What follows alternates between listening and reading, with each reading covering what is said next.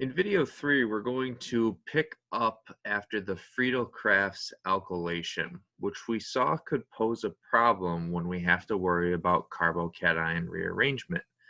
But if you were paying attention throughout that video, notice in the fourth type of EASR, when we did the Friedel-Crafts acylation, we didn't worry about carbocation rearrangement, because when you're working with the acylium ion as the electrophile, carbocation rearrangement isn't an issue.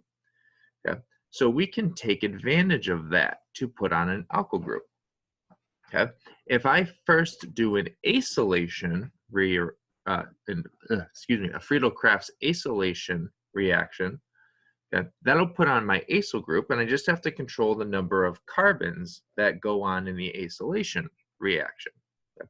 And I can do that by controlling the acyl chloride that I start with. Then after you do the acylation, you can reduce the carbonyl to a methylene, right, by using hydrogen and palladium on carbon. Okay? This is advantageous for a couple of reasons, right? It doesn't pose a problem with the carbocation rearrangement. You also don't have to worry about using excess benzene that we mentioned in the second video, right, which is good because that thing is carcinogenic. And we've talked about that reduction reaction before, right? Hydrogen and palladium on carbon will take your carbonyl down to a methylene. Okay? There's another way to do it known as the Wolff-Kishner reduction, okay, which is where you have hydrazine and your carbonyl react together to form a hydrazone. We saw that in chapter 16, right? And then you can hydrolyze that down to the methylene. That's less expensive than the platinum reaction, reduces all your carbonyl, and the mechanisms discussed on this slide, which you can look over to review the material from chapter 16, if you like. Another way to put an alkyl group onto benzene without worrying about a carbocation rearrangement is via a couple of reactions from chapter 11, the Suzuki reaction or a cuprate coupling. Okay? You've got Suzuki up top, right, to put on a propyl group, or an organocuprate, if you recall these two reactions, right? Two different ways, again, more expensive, right? But no carbocation rearrangement to worry about. For the rest of the video, we're going to talk about putting on other substituents and then get into the world of multiple substituents. But keep in mind as we do this, all 5 of these things are branching from reactions where we have benzene and we've just done one of the 5 original EASRs, right? Halogenation, nitration, sulfonation, or the 2 Friedel-Crafts, acylation or alkylation. So these reactions, as we go through them, will be a good review of the material from our prior chapters. So let's see what that looks like. Here's some material from chapter 12. Okay, once I do a Friedel-Crafts alkylation or an acylation reduction and put an alkyl group onto benzene, okay, then I can do a chapter 12 reaction, for example, right? Bromine with heat or light to put on bromine in the benzylic position via a radical reaction, or NBS and peroxide to do the same thing. And then once I have that bromine on there or any other halogen, I can replace it by a different nucleophile by doing a substitution reaction, right? Here we see that bromine in the benzylic position get replaced by 3 nucleophiles in SN2 reactions. Simple to swap that out. You can also do an elimination depending on the stability of the alkene that's formed, right? This is nice, right? Delocalized throughout the ring as well. Lots of resonance contributors there. I obviously couldn't form a pi bond right there because that would mean I would have to break this pi bond and destroy the aromaticity, right? But you can do elimination reactions in certain conditions as well. Okay? And remember from chapter 9, right? Bulky bases encourage eliminations. And then if you have an unsaturated substituent, right, you could reduce it. Hydrogen and palladium on carbon, we see it again here to take our alkene to an alkane, right? Hydrogen and rhenium nickel to take our nitrile down to an amine. But the good news is we don't have to worry about hurting benzene in these reductions, right, and breaking up those pi bonds because that aromaticity and the inherent stability. We saw this back in chapter 8. If you're trying to reduce benzene, you need incredibly harsh conditions, right? Hydrogen, nickel, 250 C, high pressure, 25 atmosphere. You're not going to do it by accident when you're trying to reduce something that's acting as a substituent.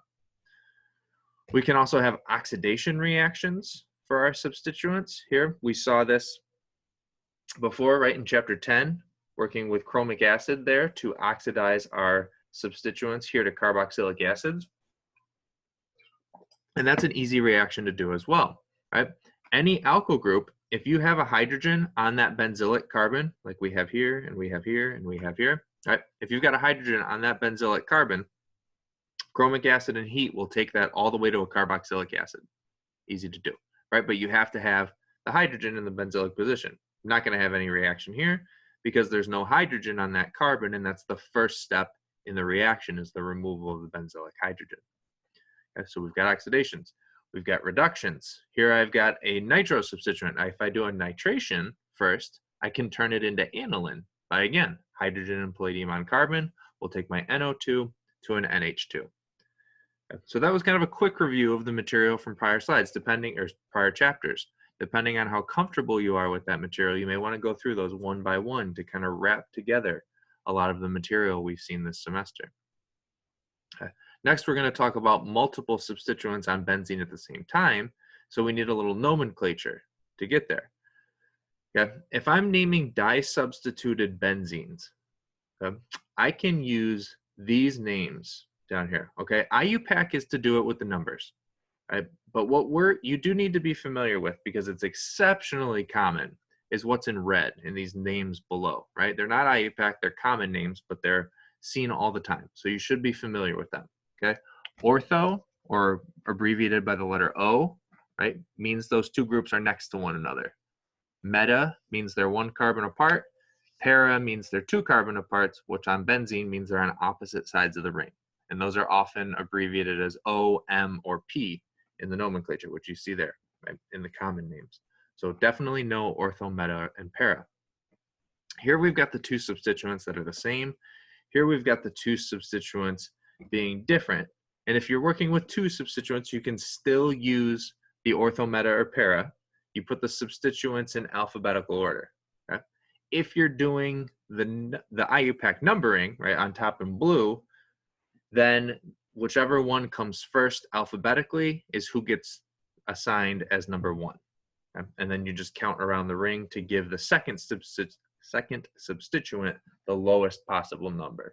So with two substituents, you would never have 5 or 6. It would just be 2, 3, or 4.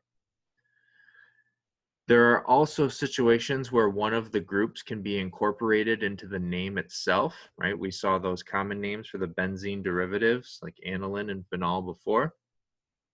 All right, so if you can incorporate one of the two substituents into the name, then you do it.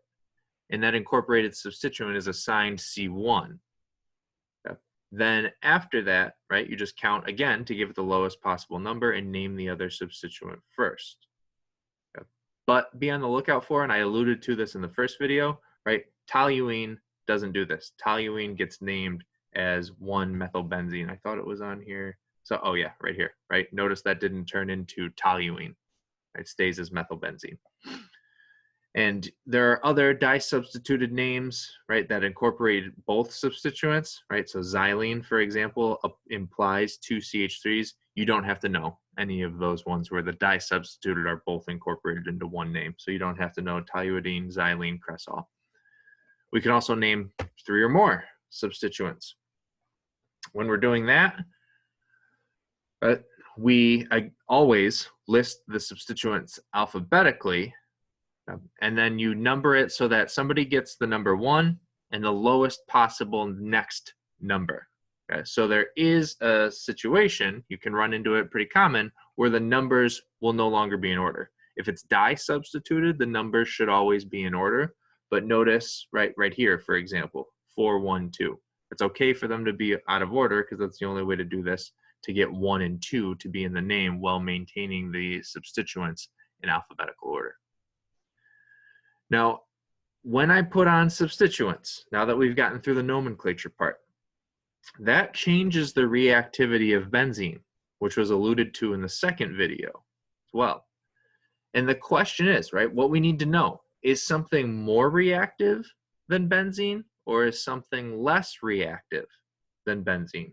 And we're going to see that we actually divide it up even further than that into 6 classes of reactivity.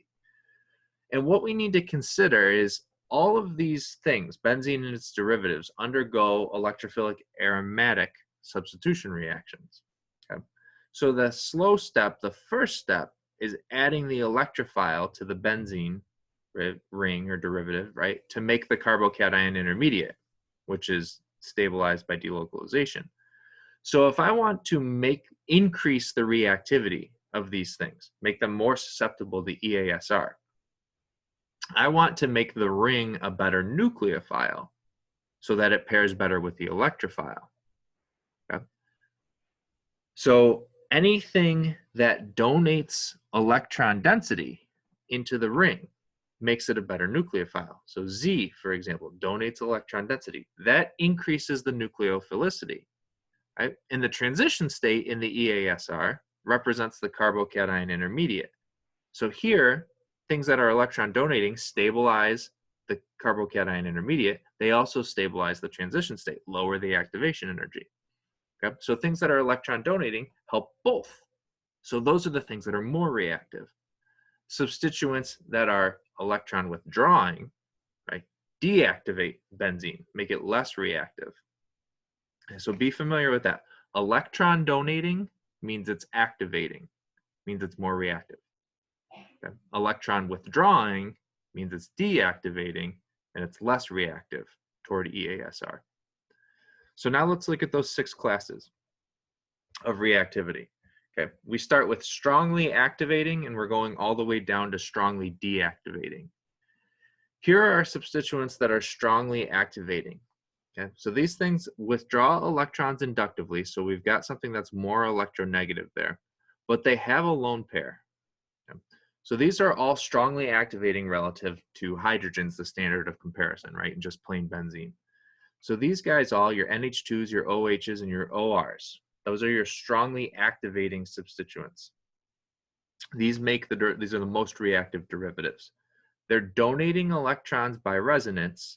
They're withdrawing electrons inductively, okay, but because experiments have showed that they are strongly activating, right, it tells us that the electron donating by resonance is way more significant than how they withdraw electrons inductively. Okay? Because if that was it, if they were just withdrawing electrons inductively, they'd be deactivating, as we'll see in a second. So strongly activating.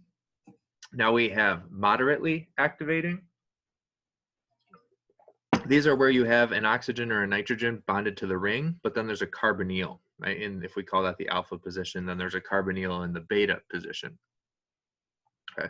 Now these guys are still withdrawing electrons inductively, okay, because they're still more electronegative, oxygen or nitrogen, right? And they're still donating electrons by resonance into the benzene ring, but they're doing it way less effectively because they have competing reactions for ways to donate their lone pair. This lone pair on nitrogen, for example, could donate to the ring.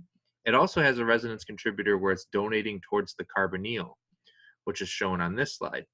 Now, experimentally, we still see they're activating, so we know they do donate into the ring, but not as effectively as if it's just an NH2, an OH, or an OR.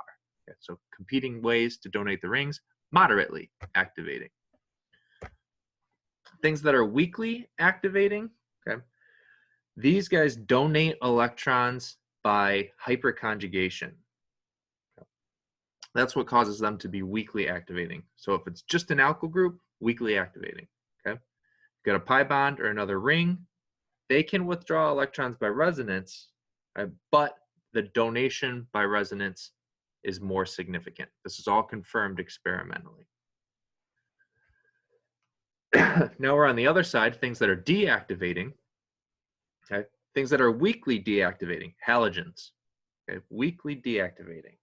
Okay, now these guys have lone pairs. They're not shown on the slide, so they can donate by resonance. Right? But experimentally, it's determined that that's less significant than the fact that they withdraw electrons inductively. So any halogen, that's weakly deactivating.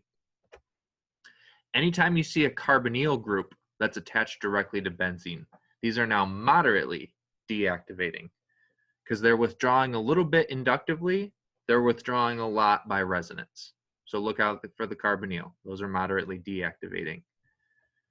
Then finally, we finish with strongly deactivating substituents. your NO2s, your benzene sulfonic acid, your CN, your nitrile, right? A protonated amine on benzene. Any of those guys are powerful electron withdrawers. So look out for those. They withdraw electrons inductively and by resonance. Okay, except for the protonated ammonium right there. Right, that guy only withdraws electrons inductively, but it does so very strong because of the positive charge. So know those substituents. It's all summarized in table 18.1. Check that out on the slides or in your textbook. Right? Know the classes. These guys are activating. These guys are deactivating, and we'll talk about what the directing thing means in the next slide. But overall, right, know how all those substituents can affect the reactivity. Does it make it more reactive by donating electron density and making benzene a better nucleophile, or is it deactivating by pulling that electron density away?